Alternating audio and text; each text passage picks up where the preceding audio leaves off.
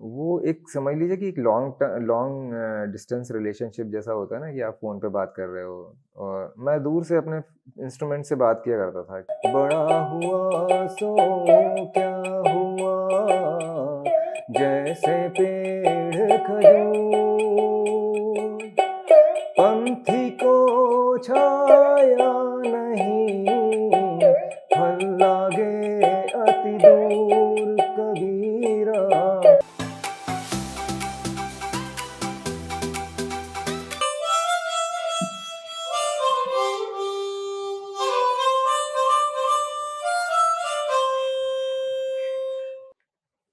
तो जैसा कि अभी आपने सुना, मेरे मुँह से बाँसुरी बजाते हुए आपने देखा, बट आवाज़ आपको माउथ ऑर्गन की आ रही थी, तो वो मैं नहीं था।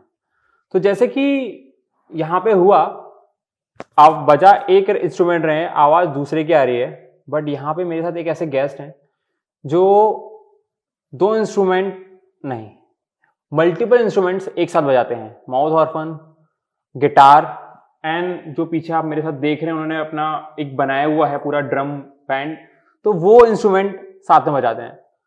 तो ऐसा करना हर किसी के लिए आसान तो नहीं है, राइट? ये जो मेरी बात है, बिल्कुल आप उससे वाकिफ होंगे। तो हाँ, आज हमारे साथ ऐसे ही एक शख्स हैं जो ये सारे इंस्ट्रूमेंट एक ही बार में एक ही साथ बजाते हैं। सो उनका नाम आप पढ़ ही पा रहे होंगे, इनका नाम है इंडियन वन मैन बैंड। और उनका अगर जो उनका असली नाम है, जिस नाम से वो अपने गवर्नमेंट डॉक्यूमेंट में पहचाने जाते हैं, तो उनका नाम है स्वप्निल ठाकुर। स्वागत है आपका स्वप्निल भाई, कैसे हैं आप? थैंक यू वेरी मच, बहुत सो बढ़िया। जैसे कि आप जो बजा रहे थे, उसके अलावा अगर आप बांसुरी अगर आप बजा के ओरिजिनल साउंड अगर बांसुरी की आप लोगों को सुनाना चाहें, तो प्लीज छोटा सा। ओके।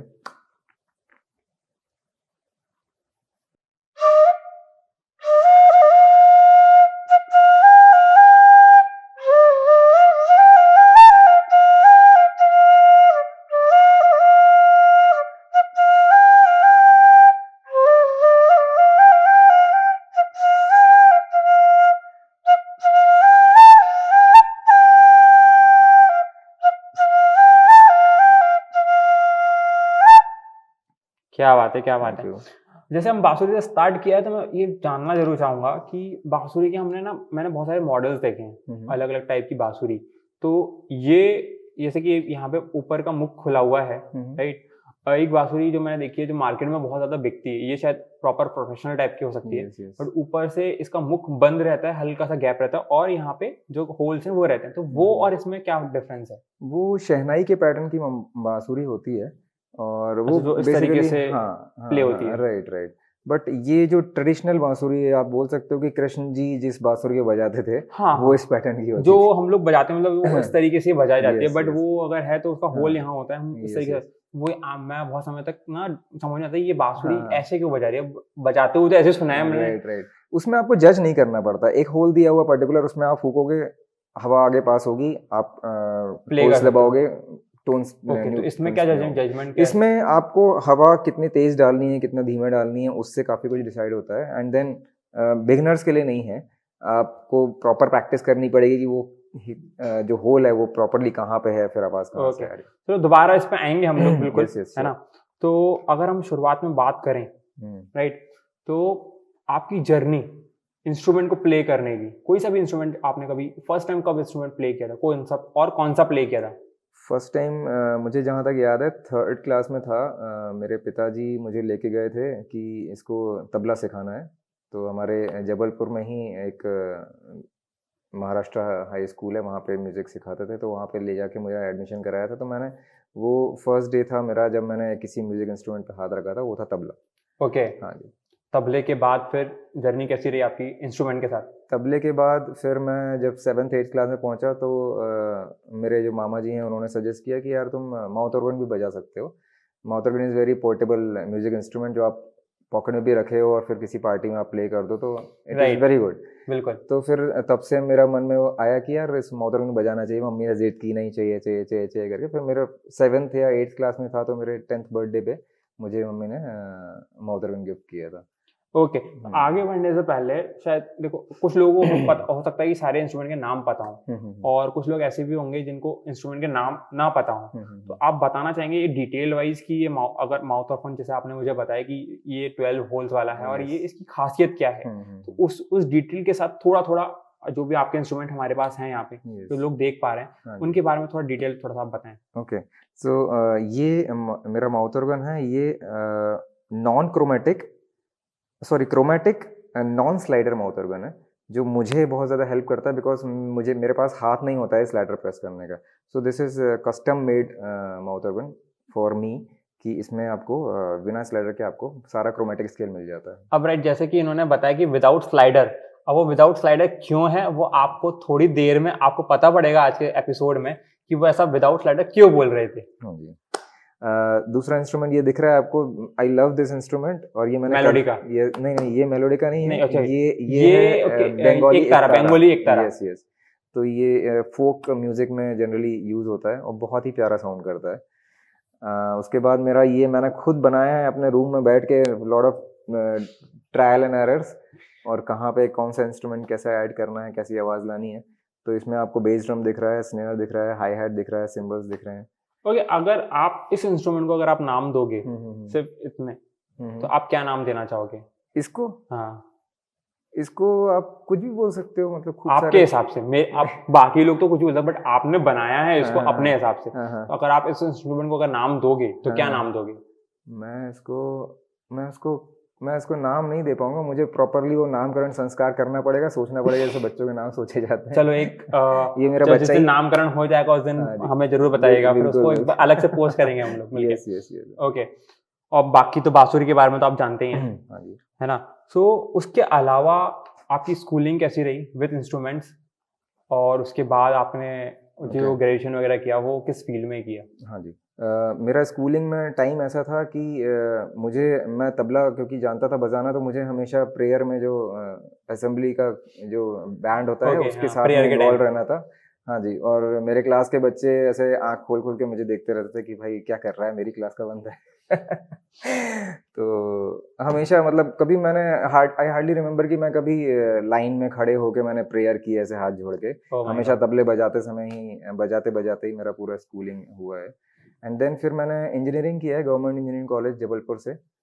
फिर वहाँ पे ज़्यादा कुछ मुझे टाइम नहीं मिला म्यूज़िक का करने का, बिकॉज स्टडीज़ में इन्वॉल्व था, और फिर कुछ MBA का जो एंट्रेंस होता है उसके लिए भी इन्वॉल्व था काफ़ी। बाकी सारी इवेंट चीज़ें भी लगी रहती हैं, अब कॉलेज में दूसरे टाइप की इवेंट्स में ही इन्वॉल्व हो जाते हो आप दूसरी एक्टिविटीज़ में। तो म्यूज़िक मेरा थोड़ा सा छूट गया था। बट लोगों का म्यूजिक उसकी वजह से बढ़ जाता है। तो मुझसे म्यूजिक बजाना ही, जैसे इंस्ट्रूमेंट बजाना छोड़ा और म्यूजिक जो हम लोग सुनते हैं तो उससे भी कट गए थे, म्यूजिक से ही कट गए थे कि म्यूजिक था आपकी लाइफ में? नहीं, म्यूजिक तो था, ऑलवेज था, सिर्फ ये कि इंस्ट्रूमेंट में टाइम नहीं दे पा रहे थे इंस्ट्रूमेंट को। हाँ जी। तो जबलपुर में आपने अपना इंजीनियरिंग करा, राइट? तो आप बेसिकली प्रॉपर पुणे से हैं कि कहाँ से? मैं बेसिकली जबलपुर से ही हूँ। ओके, जबलपुर से। जबलपुर, हाँ। ओके, फिर यहाँ पे मैं 2014 में आया था। किस पर्पस से? जॉब के लिए ही। Okay, job. हाँ, कॉग्निजेंट में मेरा प्लेसमेंट हुआ, देन यहाँ पे 2014 में आया, 2007 पास आउट हूँ मैं। ओके, बढ़िया। सो जैसे कि आपने बताया कि जबलपुर से यहाँ पे जॉब के लिए आए, जॉब कर रहे थे, जॉब की जर्नी कैसी रही आपकी? और फिर उसके साथ क्योंकि आपने बताया कि एजुकेशन टाइम इंस्ट्रूमेंट से बैकआउट हो गया था, तो फिर आपने इसको रिकनेक्ट कैसे किया, दोबारा इसके साथ कैसे आए? वापस से मेरा सबसे बड़ा रिकनेक्ट तब हुआ जब मैं यहाँ पुणे में आया 2014 में। यहाँ पे मैंने आर्ट ऑफ लिविंग का कोर्स किया। आर्ट ऑफ लिविंग के कोर्स करने के कारण मुझे स्पिरिचुअलिटी से भी थोड़ा सा लगाव हुआ। एंड देन उसके पहले स्पिरिचुअल नहीं था, बट हाँ थोड़ा रिलीजियस था। ओके, अभी मैं लाइक स्पिरिचुअल हो गया कि मुझे समझ में आता है। मैं आपको थोड़ा सा रोकना चाहूंगा, पहले तो आर्ट ऑफ लिविंग क्या है ये लोगों को बताना जरूरी है, बिकॉज आर्ट ऑफ लिविंग का मतलब ये होता है कि मैं जी रहा हूँ, वो चीज तो नहीं है। आपने इसका कोर्स किया, उसको पढ़ा है, तो वो क्या है? आर्ट ऑफ लिविंग का मतलब क्या है? ओके, आपने शायद सुना होगा श्री श्री रविशंकर जी हैं जिन्होंने Art of Living organization as organization establish किया था। एंड देन उनका एक बहुत प्यारा सा एक कोर्स होता है हैप्पीनेस प्रोग्राम।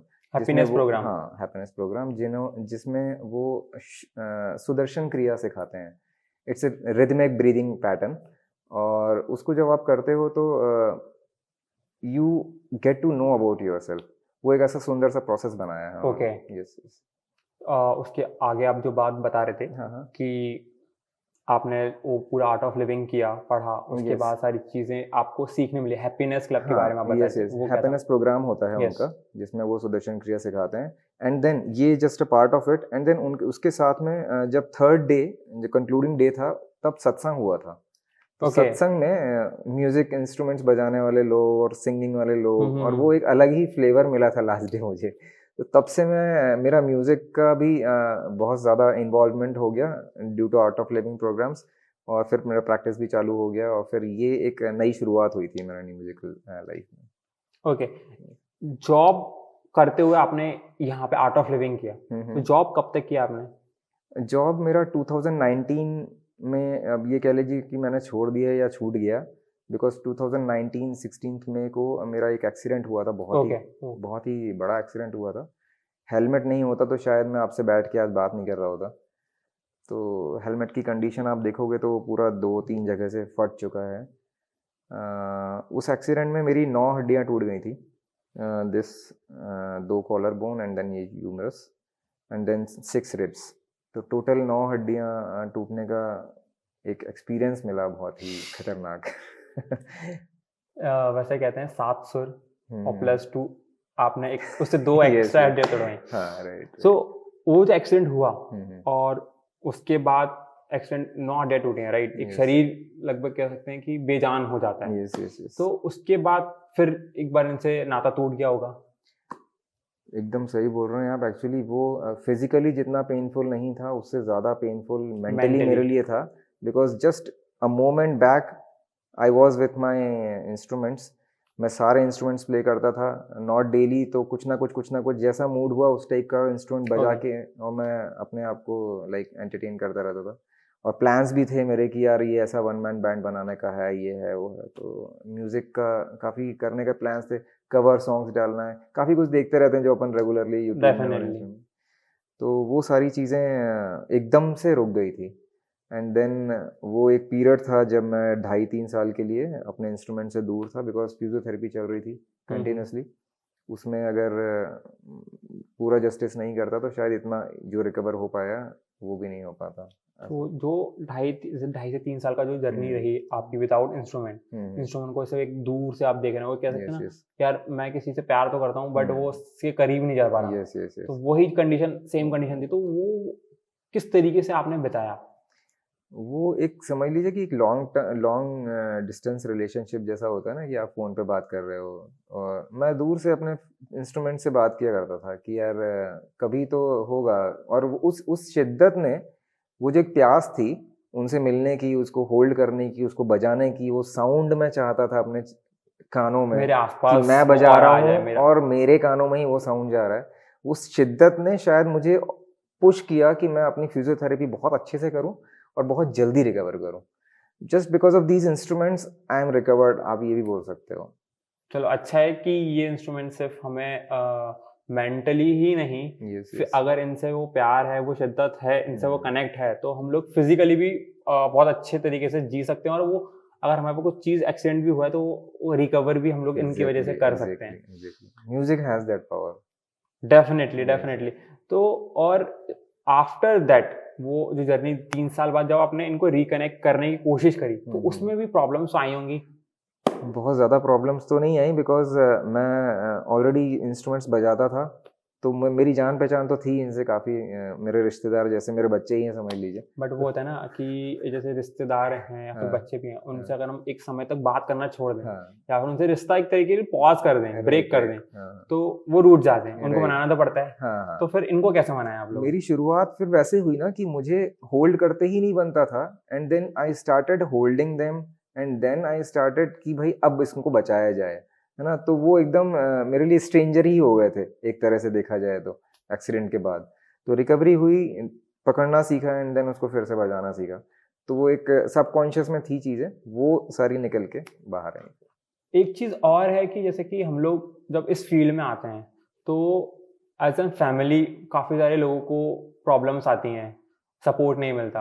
आपका किस तरीके से फैमिली की तरफ से क्या व्यू थे? नहीं, मेरे फादर हमेशा मुझे सपोर्ट किया है, मेरी मदर ने भी हमेशा सपोर्ट किया है। भाई क्योंकि बाहर था या उसका इंटरेस्ट दूसरा था, उसमें उसको म्यूजिक में ज़्यादा मज़ा नहीं आया लाइफ ओके में। तो उसके इंटरेस्ट और मेरे इंटरेस्ट में एक ही डिसजॉइंट था कि भाई तेरी लाइफ में म्यूजिक नहीं है, मेरी लाइफ में म्यूजिक है। ऐसा, बट मम्मी पापा समझते थे और उन्होंने फुल सपोर्ट किया। ओके।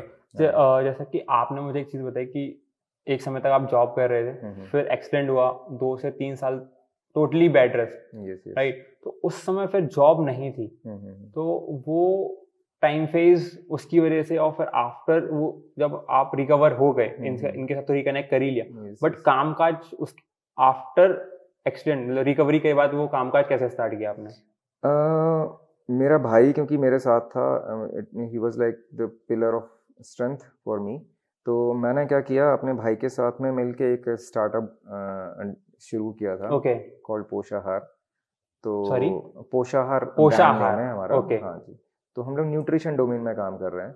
बढ़िया। बट उसकी स्टोरी मेरे भाई की स्टोरी से रिलेटेड है, वहाँ नॉट पे विथ माई स्टोरी। वहाँ पे कॉमन चीज मिल ही गई। Yes yes. अभी तक ये था कि नहीं यार, हाँ तुम्हारा इंटरेस्ट एग्जैक्टली। अलग है, मेरा हाँ इंटरेस्ट अलग है, हमें कॉमन चीज नहीं मिल रही यस थी, यस यस। तो उन्होंने कहा कि कॉमन चीज तो चाहिए। हाँ, और मेरा हमेशा से ये था कि यार मेरा क्यूट सा भाई है, मेरे को इसके साथ मिल के ना जिंदगी में कुछ करना है अच्छा। तो बढ़िया। वो एक नेचुरल ब्रेक मिल गया लाइफ में, जिसकी वजह से गाड़ी इस तरफ मुड़ गई।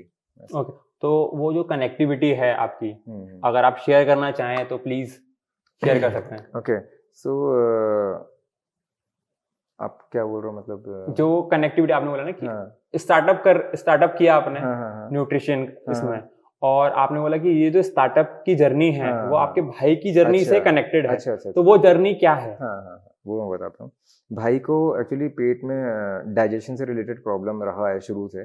तो IBS बोलते हैं, इरिटेबल बोल या सिंड्रोम। तो उसकी वजह से डाइजेशन नहीं होता है और स्टूल पास होने में भी काफ़ी परेशानी होती है। तो उसने पहले तो Ayurvedic medicine, sorry allopathic medicine try की। ओके। उसके बाद उसने होम्योपैथिक मेडिसिन ट्राई की। उसके बाद वो उसने आयुर्वेदिक मेडिसिन ट्राई की। बट वो डॉक्टर्स के पास जा रहा है, कंसल्ट कर रहा है, डॉक्टर्स दवाई लिख रहे हैं और फ़ायदा कुछ भी नहीं हो रहा है। तो ओके। फ़ायदा नहीं होने की वजह से फिर उसने क्योंकि वो देखिए ना, ड्रिंक करना है ना स्मोक करना है, टाइम पे सोना है टाइम पे जगना है, तो ऐसा क्या प्रॉब्लम हो रहा है। तो उसने जब पढ़ना स्टार्ट किया, राजीव दीक्षित जी को सुनना स्टार्ट किया, जो देश के जाने माने डाइटिशियंस हैं, न्यूट्रिशनिस्ट हैं, उनको जब सुनना चालू किया, तब समझ में आया कि बॉस आपका जो खाना है, ठीक है, उससे आपका शरीर बन रहा है। Correct. If you are not sync, if your food is not in sync with nature ना, आपकी बॉडी प्रॉपरली काम कर ही नहीं सकती। ठीक है, तो जब अपने खाना को चेंज किया, तब जाके उसको फिर फायदा होना स्टार्ट किया। और फिर जब हमने ट्राई किया कि हमको वुड प्रेस्ड ऑयल खाना है, रिफाइंड ऑयल नहीं खाना बिकॉज इट इज प्रोसेस्ड, तो वुड प्रेस्ड ऑयल कहाँ मिलेगा, लकड़ी से प्रेस होके, जो पहले जमाने में चलता था, बैल चलता था, कोलू का बैल। तो वैसा कोई सेटअप हमको पुणे में नहीं मिला जहाँ पे आप दाने की क्वालिटी देख सको, मशीन से निकलता हुआ फ्रेश ऑयल ले सको। ओके। हाँ जी, हर जगह जहाँ हम गए वहाँ पे मुझे पता नहीं बोलना चाहिए कि नहीं बोलना चाहिए, बट हमेशा हर जगह मैनिपुलेशन और हमको निराशा ही हाथ लगी। हमको ट्रांसपेरेंसी से ऑयल जो हम चाहते थे वो नहीं मिला। तो हमने सोचा कि फिर ये बहुत बड़ा गैप है जिसको ब्रिज कर सकते हैं अपन अपनी तरफ से। तो हमने अपने लिए पहले सोल्यूशन निकाला। हाँ, एक मशीन लेके आए, जस्ट काम चालू किया, एंड देन धीरे धीरे लोगों ने देखा कि भाई यहाँ पे तो ट्रांसपेरेंसी के साथ ऑयल निकल रहा है पूरा का पूरा। तो फिर लोगों ने धीरे धीरे रिस्पॉन्स देना स्टार्ट किया, and then we have like 5 machines right now kept in open. और लोग आते हैं, दाना चेक करते हैं और मशीन से निकलता हुआ फ्रेश ऑयल लेके जाते हैं। एक चीज है जैसे कि रिफाइंड ऑयल हम लोग पैकेज में हम लोग लेके आ सकते हैं, Yes. Right? But would press oil जो होता है वो फ्रेश निकल के हाल के हाल ही सोल्ड आउट होता है। तो वो अगर उसको वो लोग को चाहिए और मानो कि उसकी सिटी में अवेलेबल नहीं है, तो वो लोग कैसे लेके आ सकते हैं? वो लोग देखिए, आसपास अगर कोई खाना आप नोटिस करते हैं तो उनसे जाके आप रिक्वेस्ट कर सकते हैं कि भाई दाने का क्वालिटी हमको दिखा दो और हमको फ्रेश ऑयल दे दो। जो कुछ लोग हैं गिने चुने जो अच्छा काम कर रहे हैं, उनसे आप ले नहीं, सकते बट हैं। मैंने बोला कि जैसे कि कुछ सिटीज ऐसी हो सकती हैं जहाँ हाँ। पे नियर बाय प्लेसेस अवेलेबल नहीं है ऐसी, जो हाँ आप जी, बोल रहे हैं खाने की, राइट। राइट? तो वो लोग कैसे, क्योंकि वो अदर सिटीज से मंगाएंगे हाँ तो वो हाँ पैकेज एक तरीके से पैकेज ही हो जाएगा, राइट राइट राइट। तो वो हाँ फ्रेश तो होगा नहीं, हाल के हाल हम्म, तो होगा नहीं, तो वो राइट। लोग कैसे करें, वो लोग कैसे लेके आए? वो लोग देखिए, हमारा तो फिर होम डिलीवरी भी जाता है। लोग मुंबई से ऑर्डर करते हैं, जम्मू कश्मीर भी भेजा हुआ है, वेस्ट ओके। बंगाल भी भेजा हुआ है हमने, गुजरात भी भेजा हुआ है, हैदराबाद में भी जाता रहता है। तो हम लोग क्या करते हैं, जैसे ही आपका ऑर्डर मिला, हमने जो तेल हमारा आज का है वो हमने पैक किया और कल वो डिस्पैच हो गया। तो आपको 3-4 दिन मैक्सिमम कहीं भी जाने में लगता है, तो as definitely good as fresh oil आप ले सकते हो। ओके ओके हाँ जी। सो जो स्टार्टअप किया आपने एज ए न्यूट्रिशनिस्ट स्टार्ट किया, आपके भाई की प्रॉब्लम सॉल्व करी, उसके साथ साथ आपने बाकी जो लोगों की प्रॉब्लम्स भी थी वो Yes. सॉल्व करी, हाँ जी। उसके साथ साथ इसको किस तरीके से कंटिन्यू किया फिर?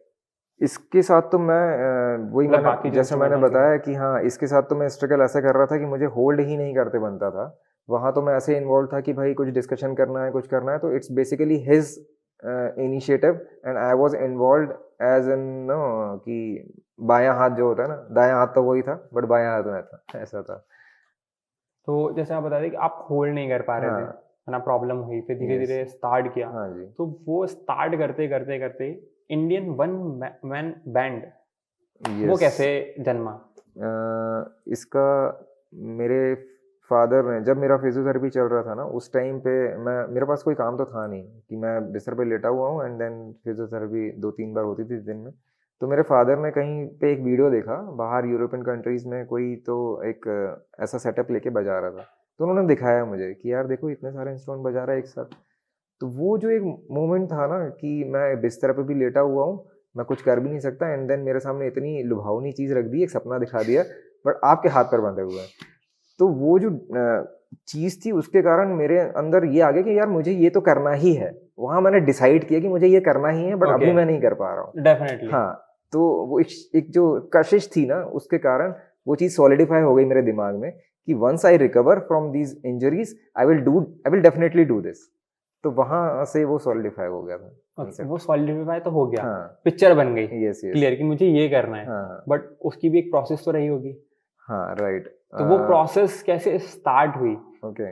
देखो पिक्चर हमारे दिमाग में है कि मुझे हम्म। ये चीज़ करनी है, यस। बट उसकी भी एक स्टार्टिंग प्रोसेस होगी कि यार यहाँ से मैंने स्टार्ट किया एंड फाइनल तो हमारे सामने ही है। ओके। यस। तो रिकवर होने के बाद सबसे पहले मैंने माउथ ऑर्गन ट्राई किया कि मैं माउथ ऑर्गन और गिटार एक साथ बजा रहा हूँ। देन उसमें थोड़ा सा जब जब कोऑर्डिनेशन बैठ गया तो माउथ ऑर्गन गिटार मेरे साथ इजीली बन रहा था। फिर आई ट्राइड कि यार अब मुझे बैंड्स की तरफ जाना पड़ेगा क्योंकि मेरा जो सपना है वो है बहुत सारे इंस्ट्रूमेंट्स एक साथ बजाने का। तो अभी मैं बैंड के साथ में like this 4 instruments and then guitar mouth organ एक साथ बजाता हूँ। इसको बनाने के लिए मेरे पास कोई ऐसा लेआउट नहीं था, कोई प्लान नहीं था कि भाई ये इंस्ट्रूमेंट यहाँ लगा लो, ये इंस्ट्रूमेंट यहाँ लगा लो। सब कुछ सिर्फ और सिर्फ ट्रायल एंड बेसिस पे स्टार्ट हुआ एंड मेरे रूम में आप जाके देखोगे अभी भी उसकी हालत ऐसी है कि आपको लगेगा नहीं कि ये रूम है, ये वर्कशॉप जैसा ही लगता है पूरा।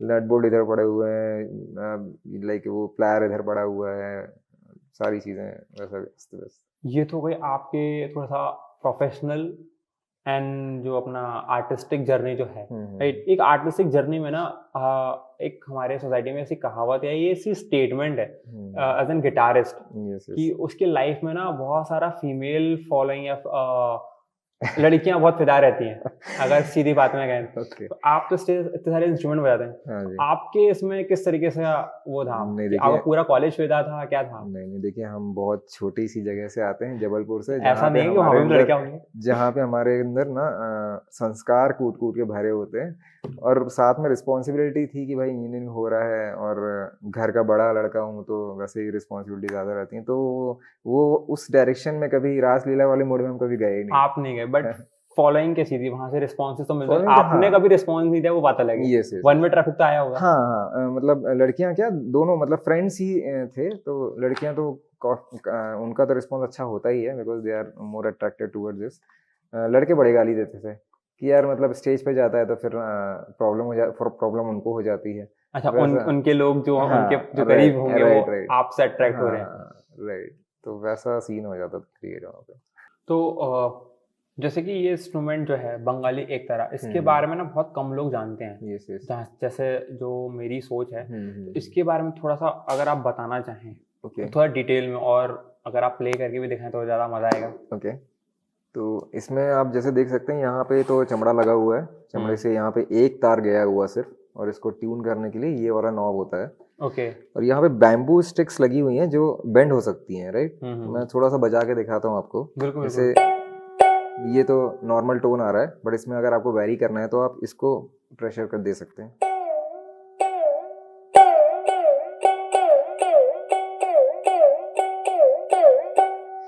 आपने गाने के लिए बोला तो एक कबीर का दोहा सुना देता हूँ सिंपल बिल्कुल सा। बिल्कुल बिल्कुल, क्यों नहीं।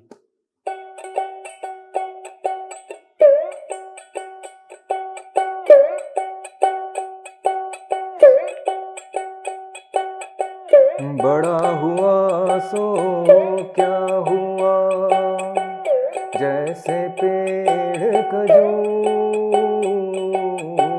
बड़ा हुआ सो क्या हुआ, जैसे पेड़ खजूर, पंथी को छाया नहीं, फल लागे अति दूर, कबीरा फल लागे अति दूर। क्या बात है। मीन्स जो हम लोग गिटार पे इस तरीके से जो अपने उंगली से जो प्रेशर देते हैं हाँ चेंज करने के लिए, यस यस यस, तो वो ये काम करता है थोड़ा सा। हाँ ये वैसे वैसा आप एक देख सकते हैं। सिमिलरिटी हल्का सा जो समझने के लिए अगर हम बोलें सिमिलर काइंड ऑफ थिंग, तो राइट वो एक राइट। तरीके से ये प्रेशर देता हाँ है। गिटार में आपको वर्टिकली थोड़ा सा खींचना पड़ता है, तब वो स्ट्रिंग में टेंशन आता है एंड देन नोट बेंड होता है। तो इसमें ये चीज़ सीखना है। कितना मुश्किल है लोगों के लिए? ये सीखना मुश्किल बिल्कुल भी नहीं है, बस आपको इसके साथ दोस्ती करनी होगी एंड देन इट्स वो तो योर्स। सभी के सभी हाँ इंस्ट्रूमेंट के साथ ऐसा ही है, राइट फिर राइट। तभी एक होगी। तो ये इसको सीखने में कोई प्रॉब्लम नहीं है। मैं तो खैर नाखून से ही बजा रहा हूँ, इसके लिए एक छोटा सा पीस भी आता है जिससे बजा सकते हैं। जस्ट हाँ लाइक, जैसे वो प्लेक्ट्रम होता है गिटार का, हाँ वैसा ही एक पीस होता है, उससे बजाते हैं इसको, ऐसा है। ओके। हाँ जी। ये आपको सीखने में इससे दोस्ती करने में कितना वक्त लगा आपको? मुझे ये एक शॉप में दिख गया था, मैंने वीडियोस देखे थे, बट एक शॉप में रखा हुआ दिख गया, तो मैंने तुरंत दोस्ती कर ली थी इससे। मतलब वो आइस ब्रेकिंग का। हाँ क्या ये मुझसे दोस्ती कर पाएगा? यस यस बिल्कुल कर पाएगा। बताओ यार कैसे बजाना है, थोड़ा सा हम ट्राई कर सकते हैं। हाँ जी बिल्कुल। नाखून से अगर आपने गिटार का भी ट्राई किया तो नाखून से इसको स्ट्राइक कीजिए एंड देन आपको उसको बेंड करना होगा थोड़े थोड़े इंटरवल। हाँ क्या बात है,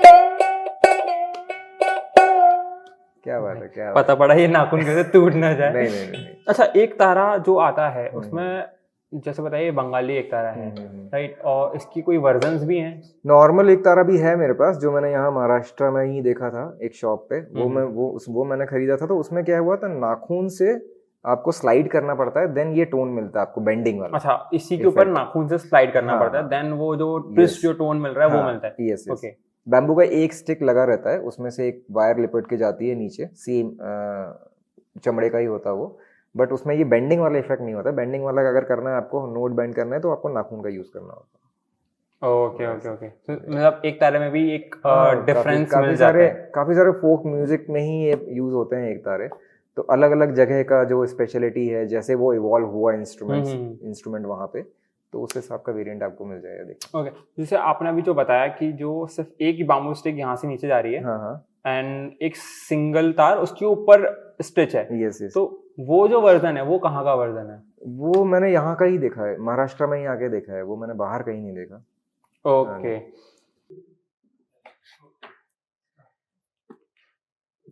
सो एक तरह तो आपने बजाया यस है ना, यस। बंगाली एक तरह अगर इसका प्रॉपर नेम बोले। सो जैसे कि माउथ ऑर्फन में भी ना बहुत सारे टाइप्स आते हैं, जैसे आपने बताया कि ये जो है विदाउट स्लाइडर वाला है, तो उसके बाद थोड़ा सा डिटेल बताएंगे इसमें भी और होल्स, एक्स्ट्रा होल्स, या फिर इसमें सिर्फ 12 होल्स ही आते हैं, थोड़ा सा डिटेल बताएंगे। देखिए इसमें ये जो माउथ ऑर्गन, इसमें ऊपर वाली रो में 12 होल्स हैं, नीचे वाली रो में भी 12 होल्स हैं। तो ऊपर वाली रो में आप ये समझ लीजिए कि ये आपकी वाइट कीज हैं, जो कीबोर्ड होता है उसकी वाइट कीज ऊपर दी हुई हैं, और ब्लैक होल आपको अगर ब्लैक की बजाना है तो ये नीचे वाला नोड आपको टच करना पड़ेगा। ओके, ये इसका सिंपल सा समझने का तरीका है।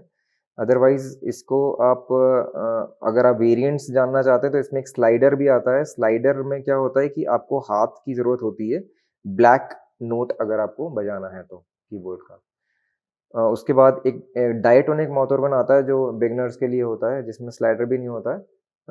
12 होल या फिर 24 होल या 48 होल्स होते हैं, उसमें थोड़ा स्पेसिंग रहती है हर नोट के बीच में, तो वो बजाने में थोड़ा ईजी पड़ता है। सो एक छोटा सा पीस अगर आप इससे बजा के दिखाएं, एक शोले मूवी का जो आप प्ले करते हो हमेशा। हाँ हाँ हाँ, अच्छा ओके, दैट ट्यून।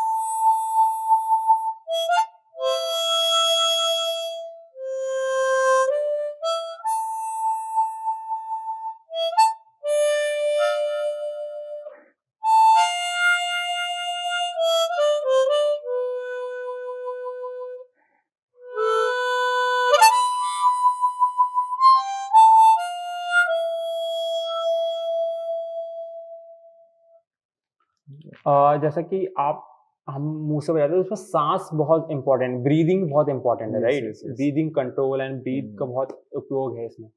तो एक ये सवाल यहाँ पे मेरे इसमें आता है, जैसे कि आपने बांसुरी है, अपना हम्म माउथ ऑर्गन है, और भी जो ब्रीदिंग वाले जो अपने इंस्ट्रूमेंट्स होते हैं, हम्म तो उसमें ब्रीदिंग का बहुत महत्वपूर्ण हिस्सा है, राइट? हम्म तो उसके लिए क्या कुछ एक्सरसाइज करना कंपल्सरी है, और अगर है तो कौन-कौन सी एक्सरसाइज हमें करना चाहिए ऑन अ रेगुलर बेसिस? देखिए, मेरे साथ ये था कि मैं तो फिज़िकली बहुत ज़्यादा एक्टिव बंदा हूँ, तो मैं 4 मैराथन भी मैंने दौड़ी हुई हैं। हालाँकि वो ग्रेट। मेरे एक्सीडेंट के पहले था। हम लोग साइक्लिंग के लिए जाते थे लोनावला तक, 50 हुँ, हुँ। किलोमीटर जाना, 50 किलोमीटर जाना एवरी वीकेंड। तो मेरे साथ ऐसे साँस वाला कुछ ऐसा प्रॉब्लम तो नहीं हुआ, बट हाँ, अगर प्रैक्टिस करनी है तो आप इंस्ट्रूमेंट्स पे ही प्रैक्टिस कर सकते हैं। दैट क्योंकि प्रैक्टिस इज़ जैसे कि इनफ। जो एज़ अ सिंगर गले का यस, यस। गले का काम है, राइट? तो हुँ, गले का रियाज़ करना ज़रूरी है उनके हिसाब से। Yes, yes. तो जैसे कि मेरे को भी ऐसा सवाल है कि जैसे कि ब्रीदिंग हम लोग हाँ, हाँ। कंट्रोल एंड ऑल उसको यस, लाने यस। के लिए क्या ब्रीदिंग एक्सरसाइज करना भी ज़रूरी है? अ, जैसे आपने एक क्रिया का नाम लिया था, एक यस, यस। हैप्पी उसमें सुदर्शन क्रिया। सुदर्शन क्रिया। यस, यस, तो यस। क्या वो इम्पोर्टेंट हो सकती है इन चीज़ों के लिए? उसने तो मुझे बहुत हेल्प किया है। मतलब डे इन डे आउट मैं उसका मैं उसका रोल अंडरस्टेट नहीं कर सकता। बट उसकी वजह से मेरी लाइफ में भी बहुत सारी चेंजेस आए हैं, स्पिरिचुअल एंगल से भी, और फिजिकली भी मुझे म्यूजिक परस्यू करने के लिए भी विंड इंस्ट्रूमेंट्स में काफ़ी हेल्प की है मुझे उसने। Okay, yes. तो मतलब ये है कि अगर आप कुछ नहीं भी करते हैं, हम्म। सुदर्शन प्रक्रिया अगर आप करते हैं, तो यस। आपको इन ये इंस्ट्रूमेंट ऐसे इंस्ट्रूमेंट बजाने में आपको काफ़ी हेल्पफुल बहुत हो बहुत हेल्प सकता हुआ। है। Um yes, I yes, right? Yes, yes, yes, yes. तो जैसे कि आपने बताया सुदर्शन प्रक्रिया जो है, वो हम्म मतलब बाकी में तो हेल्प करी ही करी as an spiritual wise, but ये ऐसे जो इंस्ट्रूमेंट्स हैं, जो जो ब्रीदिंग से जो हम लोग प्ले करते हैं, तो उसमें काफ़ी हेल्पफुल हो सकते बहुत हैं, ज़्यादा, राइट? बहुत है ज़्यादा। ना? तो वैसे तो ये सारी चीज़ें इन्फॉर्मेशन देने के लिए बहुत-बहुत शुक्रिया। और एक बार मैं चाहूँगा कि आप हमारे जो दर्शक हैं, जो Indian one band Indian one man band जो है, उसको ज़रूर सुनना चाहेंगे। तो एक बार यस। प्लीज़ उसको प्ले करके ज़रूर दिखाइए, ओके, श्योर, है ना? Sure. Thank you so much. Thanks for calling me. So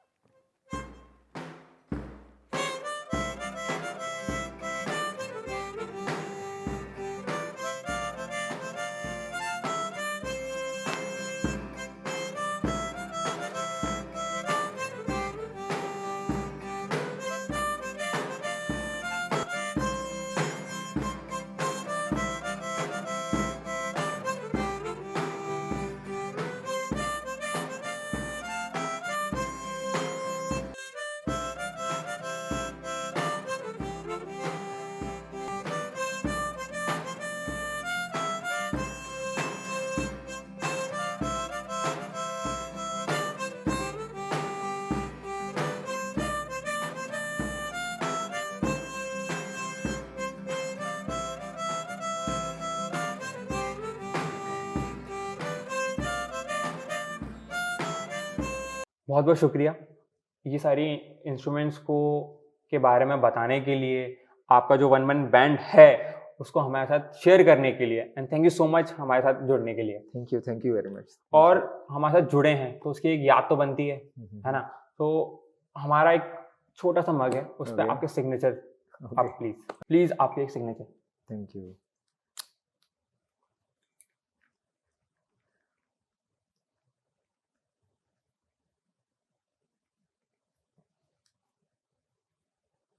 thank you so much. Thanks for inviting me.